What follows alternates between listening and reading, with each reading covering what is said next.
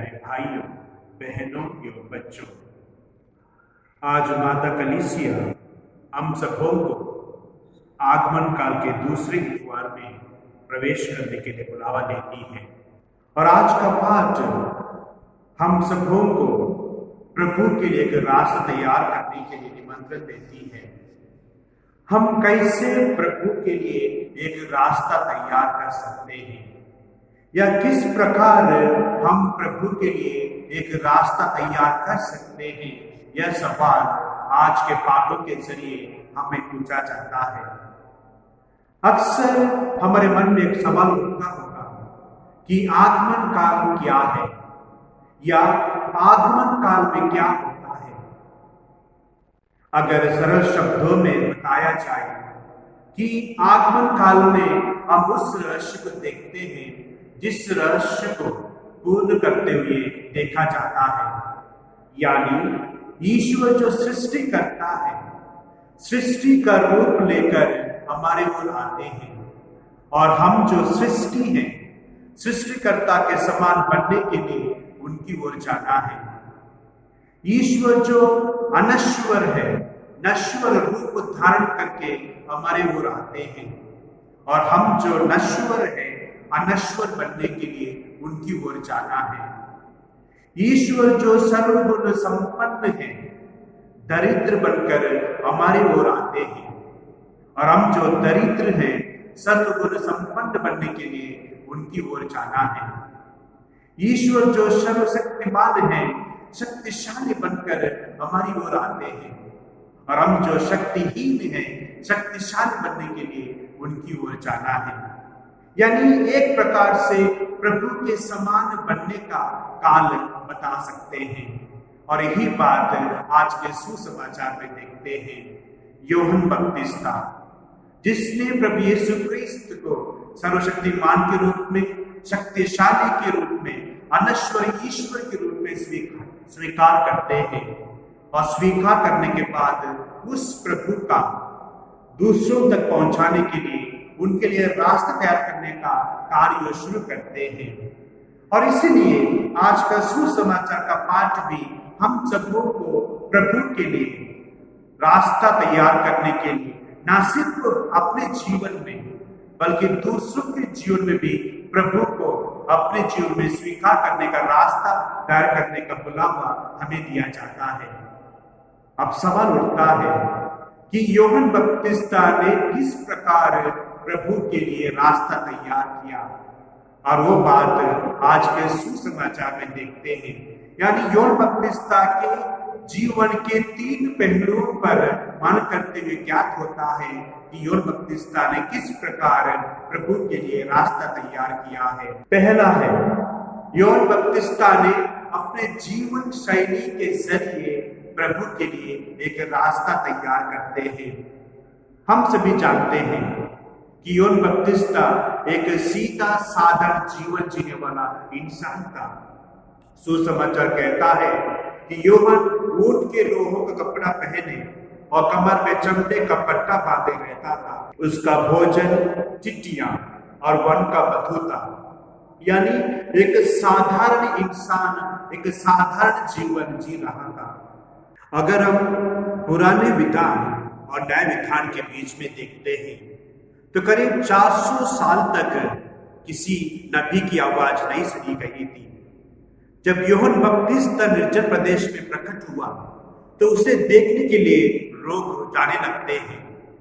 विशेष रूप से उनका सीधा साधारण जीवन, उनका जो बहुत ही अनुशासन भरा जीवन देखकर लोग विस्मित हो जाते हैं, और साथ ही उनके जो संदेश को सुनकर विशेष रूप से प्रभु की ओर मुड़ने का जो बुलावा को जो देते हैं, उस बुलावे को स्वीकार करने के लिए चाहते हैं।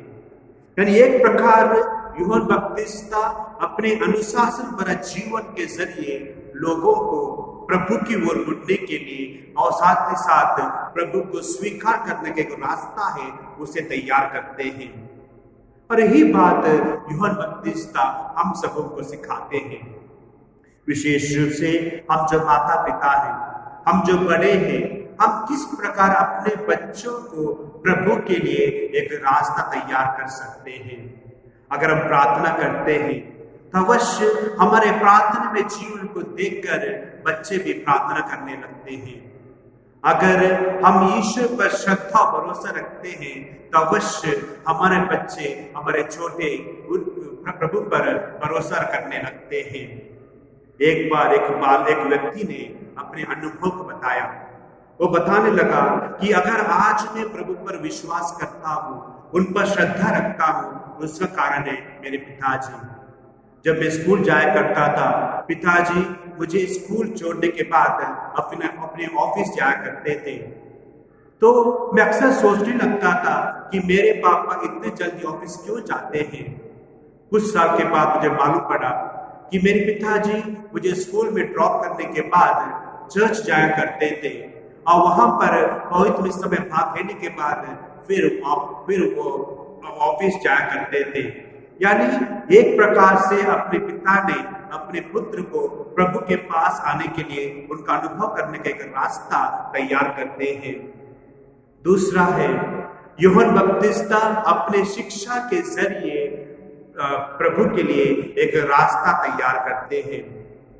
यूहन्ना बपतिस्ता जब अपने प्रवचन को शुरू करते हैं, वे कहने लगते हैं, पश्चाताप करो, ईश्वर का राज्य निकट आ गया है, और सुसमाचार पर विश्वास करने के लिए बुलावा देते हैं। यूहन्ना बपतिस्ता ने लोगों को मन परिवर्तन करने के लिए बुलावा देते हैं। मन परिवर्तन यानी ईश्वर को अपने जीवन में स्वीकार करने का एक माध्यम है। इसलिए अपने शिक्षा के जरिए हमें लोगों को अपनी ओर आकर्षित करना है। अगर हम यूहन्ना बपतिस्ता के जीवन में देखते हैं, चाहे वो सैनिक लोग हो, चाहे नाकेदार हो, जब कोई भी उनके पास आए, वे सब उनके पापों का बोध कराते हुए उन्हें वहां से वापस उठने के लिए कहते हैं और प्रभु को स्वीकार करने का जो रास्ता है उनके जीवन में तैयार करते हैं। यानी यूहन्ना बपतिस्ता किसी को भी प्रभु के पास आने का नहीं रोकते हैं, यानी सबको सब प्रभु के पास आने का निमंत्रण उन्हें देते हैं। और तीसरा है यूहन्ना बपतिस्ता अपने मृत्यु के जरिए प्रभु के लिए एक रास्ता तैयार करते हैं। हम देखते हैं कि यूहन्ना बपतिस्ता का एक पूर्ण मकसद था, वह है प्रभु यीशु को इंगित करना, यानी प्रभु यीशु को प्रस्तुत करना। बाकी सभी नबी प्रभु यीशु के आने का भविष्यवाणी करते हैं, एक मुक्तिदाता का आने का भविष्यवाणी करते हैं, लेकिन यूहन्ना बपतिस्ता प्रभु के आते हुए देखकर कहता है, देखो ईश्वर का मेमना, यानी ईश्वर को, प्रभु को वो लोगों के सामने इंगित करते हुए उन्हें प्रस्तुत करते हैं। और इस प्रकार अपना जो मिशन है, अपने मकसद है, उस मकसद को पूर्ण करने के लिए वो हर दम कोशिश करता है। तो इसी भांति यूहन्ना बपतिस्ता के बारे में जानते हैं कि अपने मकसद, अपने मिशन पूर्ण करने के बाद वो गायब हो जाता है, यानी अपने आप को वो ईश्वर के कामों के लिए समर्पित करता है और मृत्यु के घाट उतारने के बाद वो चला जाता है, यानी अपने रोल अदा करने के बाद वो वापस चला जाता है। हाँ मेरे प्यारे भाई और बहनों, आगमन के काल के दूसरे इतवार में हम सबों को यूहन्ना बपतिस्ता के बारे में मनन करने के लिए बुलावा दिया गया है, यानी हम भी यूहन्ना बपतिस्ता के भांति प्रभु के लिए रास्ता तैयार करते हुए, एक अच्छा शिक्षा देते हुए और साथ ही साथ सही दिशा पर आगे बढ़ने के लिए एक बुलावा दिया जा रहा है कि हम सभी उस निमंत्रण को स्वीकार करने के लिए तैयार हैं, कि हम सभी अपने छोटे बड़ों को उस रास्ते पर आगे बढ़ाने के लिए तैयार हैं। आइए हम प्रभु से प्रार्थना करें कि हम भी यूहन्ना बपतिस्ता के समान दूसरों के लिए प्रभु को स्वीकार करने का माध्यम हम बन सके। आमीन।